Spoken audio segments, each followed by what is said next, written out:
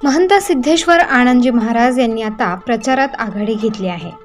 काल दुपारच्या सुमारास मेळावा स्थानक या ठिकाणी महंत सिद्धेश्वर आनंदजी महाराज यांच्या प्रचारार्थाचे श्रीफळ वाढवून विधिवत पूजन करून प्रचारास सुरुवात करण्यात आली।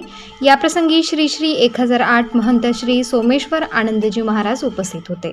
सिद्धेश्वर आनंदजी महाराज यांनी आपली उमेदवारी ही नाशिकसाठी विकास तसेच व्यसनमुक्त लोकसभा मतदारसंघ झाला पाहिजे, तसेच न झालेला विकास देखील झाला पाहिजे, हेच एक ब्रीदवाक्य घेऊन सिद्धेश्वरानंदजी महाराज आपला प्रचार करत आहेत। अर्थानं आजपासून प्रचाराला सुरुवात झाली आहे। काय शुभेच्छा तुम्हाला, काय मी आजपासून प्रचाराला नारळ फोडून सुरुवात करतो आणि नाशिकच्या पूर्ण जनतेला आव्हान देतो की आमच्या सिद्धेश्वरानंद सरस्वतीला सगळ्यांनी भरभरून मतरूपी आशीर्वाद द्यावा, हेच मी यावेळेस प्रार्थना करतो। पहिल्या प्रथम तर माझ्या सर्व नाशिककरांना, मतदार बंधू आणि भगिनींना मी प्रणाम करतो। आशीर्वाद रूपी मतदान माझ्या मतदार बंधू आणि भगिनींना महंत सिद्धेश्वरानंदाला करावा आणि लाखोच्या मताने निवडून द्यावा।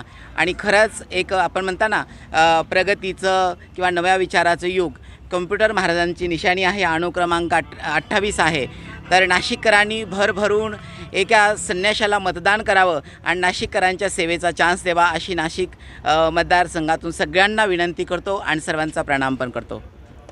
सुरुवात झाली आहे, कशा प्रकारे आपण प्रचार करणार आहात आणि कसं काय मुद्दे घेऊन जनतेसमोर जाणार आहे? नक्कीच आज खूप आनंद होत आहे, कारण आज प्रत्यक्षात आपण मैदानात उतरलेलो आहेत। इथून पुढे चर्चा होती, परंतु आज प्रत्यक्ष आपण मैदानात उतरलेलो आहेत।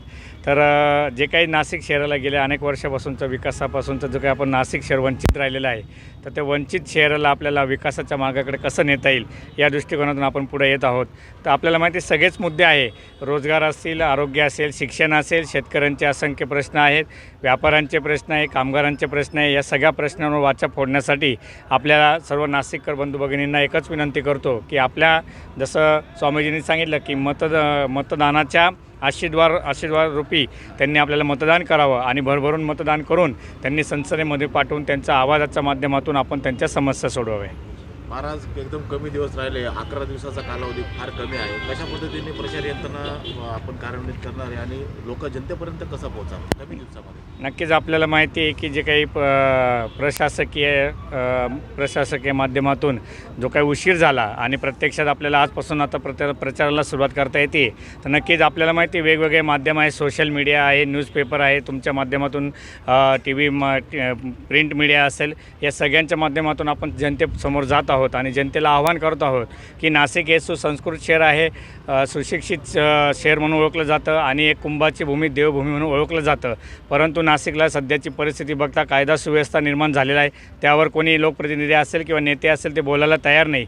किंवा आपण बघतोय गेल्या अनेक वर्षापासून किंवा गेल्या काही महिन्यापासून नाशिकला एक वेगळी ओळख निर्माण झालेली आहे। ती ओळख म्हणजे काय, तर नाशिक हे MD ड्रग्सचं कॅपिटल। तर मी सगळ्या नाशिककर बंधू भगिनींना, मतदार बंधू भगिनींना एकच विनंती करतो की एवढा मोठा कलंक हा नाशिककरांना लागलेला आहे, तो जर नक्कीच पुसून काढायचा असेल, धुवून काढायचा असेल, तर एक स्वच्छ प्रतिमा आणि निस्वार्थ आणि सुसंस्कृत चेहरा जोपर्यंत संसदेत जात नाही तोपर्यंत ह्या गोष्टी होणार नाही। म्हणून हाच आमचं व्हिजन आहे आणि व्हिजन काय आहे, तर सुसंस्कृत शहर जे आहे त्याला तो वारसा लाभला पाहिजे। आणि आपण जात असताना आपल्याला जी काही कॉम्प्युटर ही निशाणी आहे, तर आपल्याला सांगितलं आहे की the time has come for science and spirituality, म्हणजे खरी आता अध्यात्म आणि विज्ञानाची वेळ आहे। विज्ञान म्हणजे आमचं कॉम्प्युटर हे चिन्ह आहे। शासनाने फार जास्त गाठी टाकले आहेत, नक्कीच व्यवस्था करायची असेल किंवा प्रचार करायचा असेल किंवा तुम्हाला खर्च करायचा असेल, एखादी जाहिरात द्यायची असेल किंवा एखादी पेड बातमी द्यायची असेल, तर फार जास्त गाठी आहेत। आता कसं करणार तुम्ही? म्हणजे नक्कीच जे काही त्यांनी अटी आणि शर्ती टाकून ठेवलेल्या आहेत,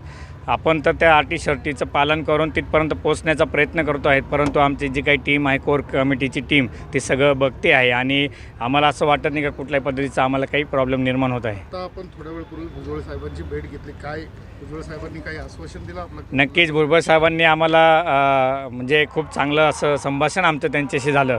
त्यांनी सांगितलं की महाराज तुम्ही सुसंस्कृत आहात, सुशिक्षित आहात आणि मुळात तुम्ही साधू आहात, तर नक्कीच तुम्ही तुमची काही वाटचाल आहे ती लोकशाही पद्धतीने करा. आम्ही तुमच्यासोबत आहोत आणि त्यांचा आमचा एवढा संवाद झालेला आहे आणि त्यांनी आम्हाला शुभ आशीर्वाद म्हणा, कारण ते आपण ज्येष्ठ श्रेष्ठ आहेत आणि आपल्या संस्कृतीने आपल्याला सांगितलं आहे की ज्येष्ठ आणि श्रेष्ठांचे आपण आशीर्वाद घेतले पाहिजे. त्यांना आम्ही एकच विनंती केली की आपण आमच्यासोबत राहा आणि त्यांनी पण आपल्याला तसं त्या पद्धतीचं आश्वासन दिलं आहे. स्टार न्यूजसाठी मोहसिन पठाण, नाशिक.